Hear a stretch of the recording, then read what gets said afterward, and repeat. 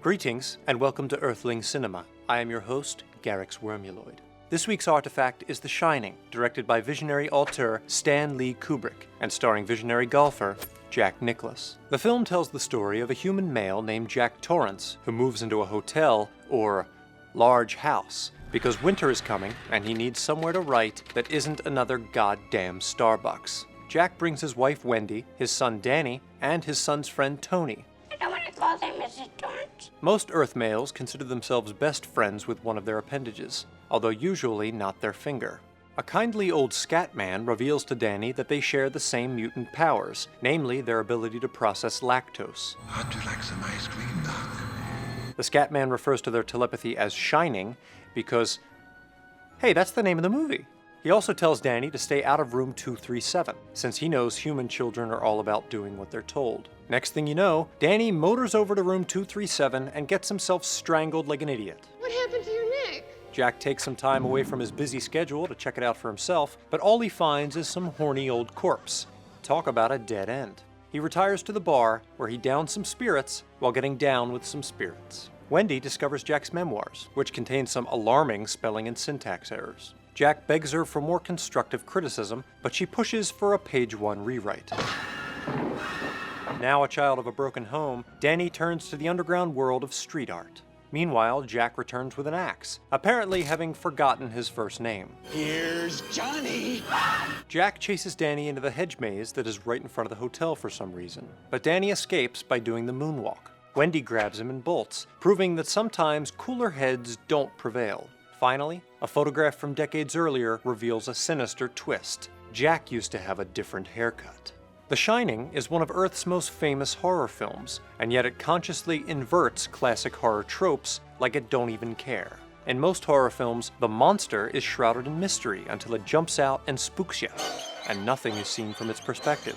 But here, Jack Torrance is the character we know best, and he becomes the monster before our very eye sockets. In its defiance of horror archetypes, the film shows its contempt for traditional media. She's a confirmed ghost story and horror film addict.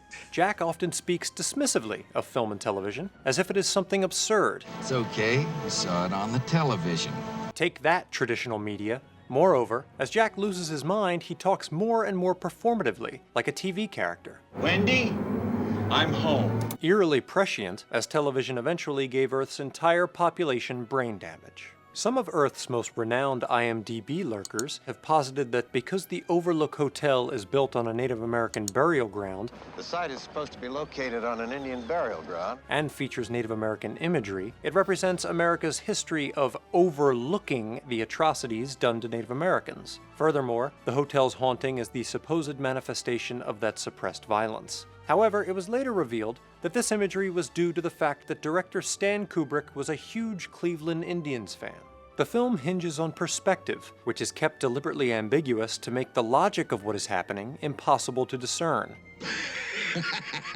The beginning is marked by an omniscient, ghostly perspective that dances across the water like some sort of flamenco Jesus. These pioneering Steadicam shots of Danny burning plastic on his chopper suggest that someone is watching him. Perhaps the evil forces within the hotel? It isn't real. What follows is a battle between subjective and objective reality. And this is one battle that can't be won with a neutron torpedo. Sometimes we see images through the eyes of a certain character, like Danny, for instance.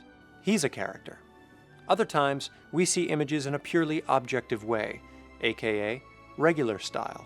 When Lloyd appears behind the bar, we see him not from Jack's point of view, but as a simple reverse shot, as if he's actually there. Are we to believe Danny's visions are merely visions, but the things happening to Jack are really happening? What about Wendy and that bear guy? They've got will they or won't they written all over them.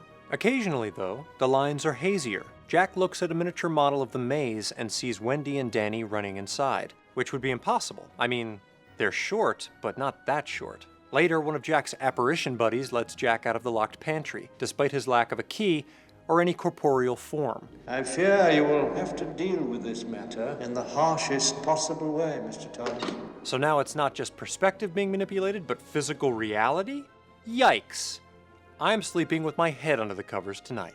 The supernatural element at the hotel is purposefully vague, but some signs point to the involvement of Earth's devil, who by all accounts resided in Georgia. Jack invokes the Faust legend, My goddamn soul for just a glass of beer. immediately prompting Lloyd to appear with that trademark smirk on his face. Jack freaks out when Wendy says they should leave, citing the fact that he signed a contract with the hotel staff. I have signed a letter of agreement, a contract. Similar to the contract Faust signed with the Devil's hotel staff. Jack says, "I'm the kind of man who likes to know who's buying his drinks." But Lloyd responds, "That doesn't concern you. Is it the Devil? The hotel? Director Stanley Cubes?" Perhaps some questions are better left unanswered? For Earthling Cinema, I'm Garyx Wormuloid. To continue your education in mentally unstable patriarchs who attempt to butcher their entire family, click here to check out an Earth artifact by Dark 5 entitled 5 Most Gruesome Family Massacres. And for more information on this deeply disturbing culture, be sure to subscribe. Thank you.